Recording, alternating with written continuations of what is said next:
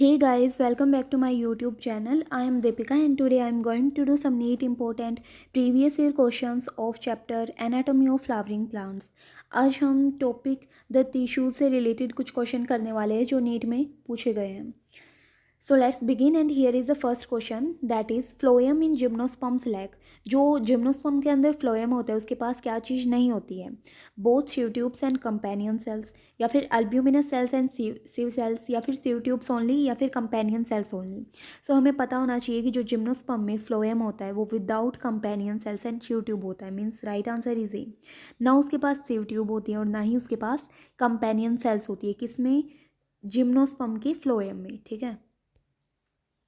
Next question is regeneration of damaged growing grass following grazing is largely due to. Means जब grazing होती है, means चराई जो होती है घासेस की, उसके बाद में जो डैमेज्ड ग्रो ग्रास है उनका रीजेनरेशन कैसे होता है? मतलब जो ख़राब हो जाती है घास, तो उनका रीजेनरेशन किसकी वजह से होता है? Lateral meristem, apical meristem, intercalary meristem, या फिर secondary meristem. So right answer is C. Intercalary meristem की वजह से क्या होता है? डैमेज्ड ग्रोइंग ग्रास वापस से रीजेनरेशन शो करती है.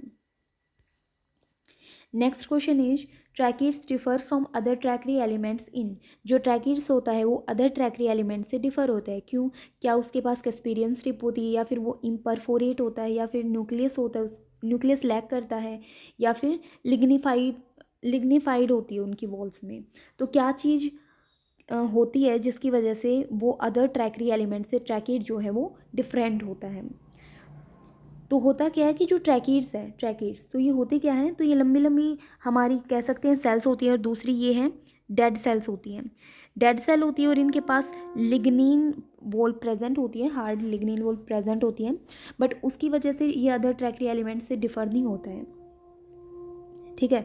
तो किसकी वजह से होता है? तो वो चीज़ है बीइंग इम्परफोरेट, मतलब इसमें विदाउट परफोरेशन वॉल्स प्रेजेंट होती हैं. तो इसकी वजह से ही जो ये ट्रैकिड्स है जिसके अंदर डेड सेल प्रेजेंट है वो अदर ट्रैकरी एलिमेंट से डिफरेंट है. Next question is meristematic tissues responsible for increase in girth of tree trunk. मतलब गर्थ को जो इंक्रीज कर रहे हैं ट्री ट्रंक की, तो उसके लिए कौन सा मेरिस्टेमेटिक टिश्यू रिस्पॉन्सिबल होता है? Intercalary meristem, lateral meristem, phellogen, या फिर एपिकल मेरिस्टम. तो कौन सा प्रेजेंट होता है जिसकी वजह से हमारी ट्री ट्रंक की गर्थ में इंक्रीज आता है?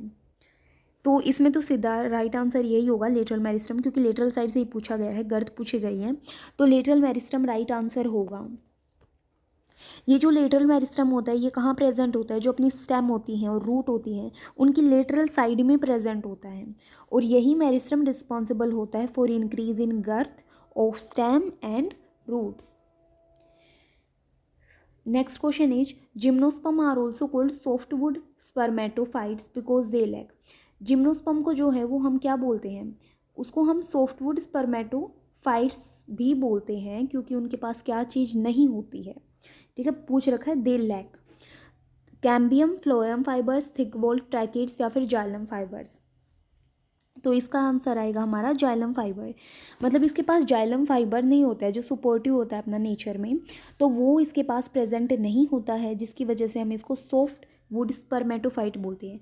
किस चीज़ को? जिम्नोस्पर्म को. और हमें ये चीज़ भी याद रखनी है कि जो जिम्नोस्पर्म के फ्लोएम हैं उनके पास ना तो सीव ट्यूब्स होती है और ना ही कंपेनियन सेल्स होती हैं. ठीक है.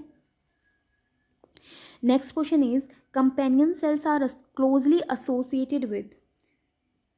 जो अपनी कंपेनियन सेल्स होती हैं वो क्लोजली एसोसिएटेड होती हैं, तो किससे एसोसिएटेड होती है वो? शिव एलिमेंट से, वेसल एलिमेंट से, ट्राइकोम से, या फिर गार्ड सेल्स से. सो इसका जो आंसर आएगा वो हमारा कौन सा आएगा? ए. शिव एलिमेंट से कंपेनियन सेल क्लोजली एसोसिएटेड होती हैं. ये जो कंपेनियन सेल्स है ना, कंपेनियन सेल्स, तो ये एक ऐसी टाइप की सेल है जो हमारी कहाँ मिलती है? जो हमारे मिलते हैं फ्लोएम ऑफ फ्लावरिंग प्लांट्स, या फिर हम कह सकते हैं एंजियोस्पर्म के अंदर. और ये जो कंपेनियन सेल है ये किसके साथ एसोसिएट होती है क्लोजली? तो वो होती है शिव एलिमेंट के साथ. ठीक है. और किस चीज़ से कनेक्टेड होती है तो वो भी चीज़ याद रखना है। ये आपस में जो कनेक्टेड होते हैं ना तो वो होते हैं प्लाज्मोडेस्माटा से। इनका जो कनेक्शन होता है वो प्लाज्मोडेस्माटा से होता है, तो ये चीज़ भी याद रखनी है। और एक और चीज़ याद रखनी है, जो कंपेनियन सेल्स है इसका फंक्शन, तो इसका जो फंक्शन होता है, जो मेन फंक्शन है इसका, वो क्या होता है कि वो हेल्प करता है इन लोडिंग ऑफ शुगर या सुक्रोज, लोडिंग ऑफ शुगर या फिर सुक्रोज इन शिव सेल्स, मतलब शिव सेल के अंदर सुक्रोज का लोडिंग करता है थ्रू एक्टिव ट्रांसपोर्ट, ठीक है, क्योंकि एनर्जी यूज़ होती है। तो ये इसका मेन फंक्शन है, ये चीज़ याद रखनी है, नीट में बहुत बार पूछा गया है।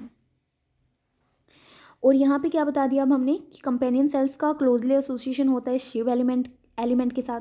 किस चीज़ से होता है तो प्लाज्मोडेस्माटा के थ्रू होता है। फंक्शन क्या है, हेल्प करता है in loading of sugar in sieve elements through या बाई एक्टिव ट्रांसपोर्ट, ठीक है। एक्टिव ट्रांसपोर्ट वो होता है जिसमें एनर्जी यूज़ होगी। नेक्स्ट क्वेश्चन पूछ रखा है functions of companion cell is. अब ये क्वेश्चन आ ही गया जो हम इतनी देर से डिस्कस कर रहे थे कि जो कंपेनियन सेल का फंक्शन है वो क्या है, providing energy to sieve element for active transport. तो एनर्जी तो प्रोवाइड थोड़ी ना कर रहा है, वो क्या प्रोवाइड कर रहा है, शुगर प्रोवाइड कर रहा है शिव एलिमेंट को, ठीक है। प्रोवाइडिंग वाटर टू फ्लोएम, तो ये भी गलत है और ये भी गलत था। Loading of sucrose into sieve element, तो यहाँ तक तो ठीक है। बाई पैसिव ट्रांसपोर्ट, तो ये चीज़ गलत दे दी, पैसिव नहीं होगा, क्या चीज़ होगा हमारा, एक्टिव ट्रांसपोर्ट होगा, क्योंकि एनर्जी यूज़ हो रही है। यहाँ तक इन्होंने ठीक दे दिया कि भाई शिव एलिमेंट के अंदर सुक्रोज का लोडिंग हो रहा है। फिर दे दिया loading of sucrose into sieve element, इतना दे दिया तो मीन्स ठीक है। अगर आगे एक्टिव ट्रांसपोर्ट देते तो भी ठीक होता है, ठीक है। So the right answer is D, बाकी तीनों गलत हो जाएंगे। फिर दे रखा है which one of the following is not a lateral meristem, इनमें से कौन सा है जो लेटरल मेरिस्टम नहीं है। तो लेटरल मेरिस्टम जो है उसकी देखते हैं क्या होता है, वो अपने लेटरल साइड पे प्रेजेंट होगा। मेरिस्टम को हमने पोजीशन के हिसाब से 3 पार्ट में डिवाइड कर रखा है ना, एक एपिकल, एक इंटरकैलरी और एक लेटरल।